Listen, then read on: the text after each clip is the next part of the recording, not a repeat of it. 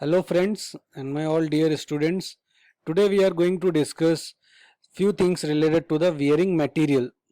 As you all know that bearing material constitute an important part of any general bearing, and their significance is at the start of the hydrodynamic lubrication when metal to metal contact occurs, or during the mixed or boundary lubrication period, because this is the necessary time where you should consider the wearing material properties. So what are the desirable properties of a good bearing material? In your university exam, this is a prominent question which everybody used to ask, that how and what are the different desirable properties of any good bearing materials. So we will discuss this. Number one, your bearing material should have conformability, means that should have low elastic modulus, and deformability means there should be some plastic flow to relieve local high pressure caused by the misalignment and shaft deflection. These are some prominent causes of the failure of bearings. So that should not occur. That's why all the bearing material should have conformability, means low elastic modulus, as well as deformability, which is plastic flow.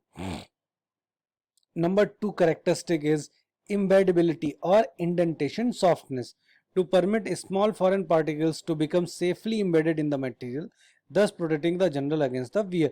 Means if there is any small foreign particles, so that foreign particles can be, or that may be embedded in the bearing material, so that they should not be, cause any kind of wear with the general. So this kind of property should be there whenever you are considering any bearing material, and that should have low bearing strength for the easy smoothness of surface. Asperities means the particles, so that whenever if the bearing material are having low shear strength, so there will be smoothness of surface asperities.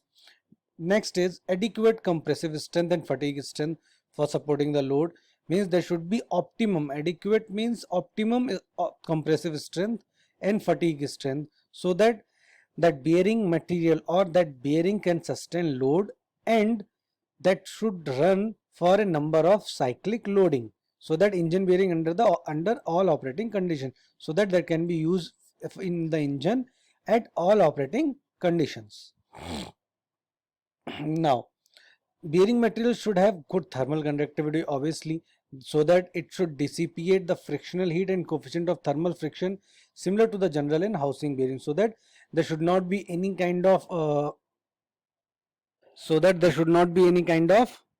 thermal difference or any thermal expansion in between the general and housing material.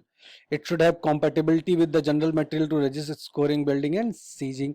So that should be compatible. The material should be compatible with the general bearing. That bearing material and general material should be compatible.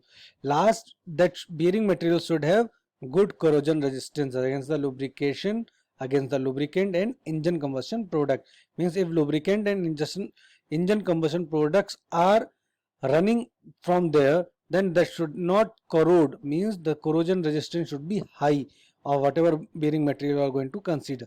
Now moving towards the composition of bearing materials, bevet are most commonly used bearing material, and bevets, you have heard that bearing materials are mostly manufactured with the help of bevet material.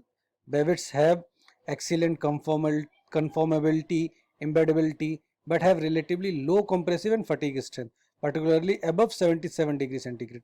So bevets can seldom be used above 121 degrees centigrade. Other materials such as tin bronze, leaded bronze, copper lead alloys, aluminum bronze, aluminum alloys and cast iron are also used in many applications of bearing material compositions.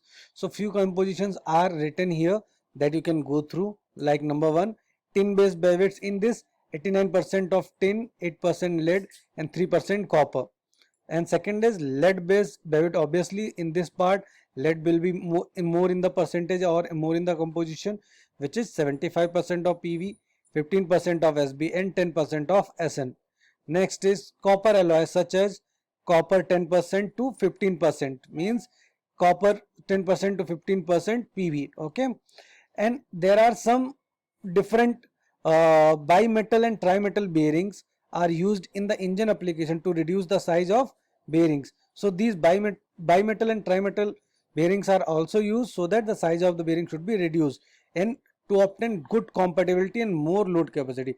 If there are some trimetal, then definitely load capacity will be more because they are fused with, or they are manufactured with the help of three different metals.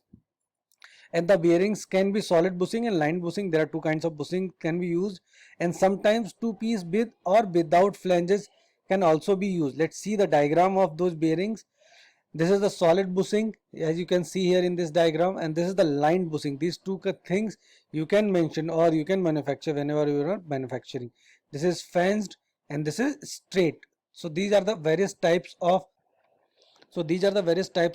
bush bearings which you should consider whenever you are manufacturing or designing any kind of bearing. Now, develop view of typical groove patterns. So these are few different groove patterns whenever you are manufacturing or designing any bearing. So these things, groove patterns should be there in your mind. These are few patterns as you can see in the picture. Okay. So now, bearing materials recommended radial clearance for cast bronze. Recommended radial clearance for cast bronze is, for lab cast bronze it is 0.2 to 0.8 micrometer RMS finish with the surface velocity 3 meter. Means these are some recommendations. Precision spindles made of hardened ground steel running or lab cast bearings, and then they should have velocity more than 3. Then your bronze bearings that should have this much of clearance. And similarly, for the electrical motor, generator and similar type of machinery, the ground general in bruised or rim cast bronze bearings should be used whenever you are using the bearings for electrical motor and generators. General machinery that is running continuously and rotates or reciprocate. So for those kind of applications, you should use cold rolled steel generals. These are the applications of different bearings in different applications. For rough service machinery, you can use turned or cold rolled steel generals in board or rim cast bronze bearings of this much of finish. So this is, as of now, this is the recommended radial clearance for cast bronze bearings. So these are the things which you should consider whenever you are designing or selecting any bearing material, or depends on the different characteristics or applications of the bearings. You should select which kind of bearing is more suitable and which kind of finish is required whenever you are manufacturing such bearing generals. So thank you so much. Stay tuned with our GC Banswara channel. We will come with some new content in different branches of engineering. Stay tuned. Thank you so much.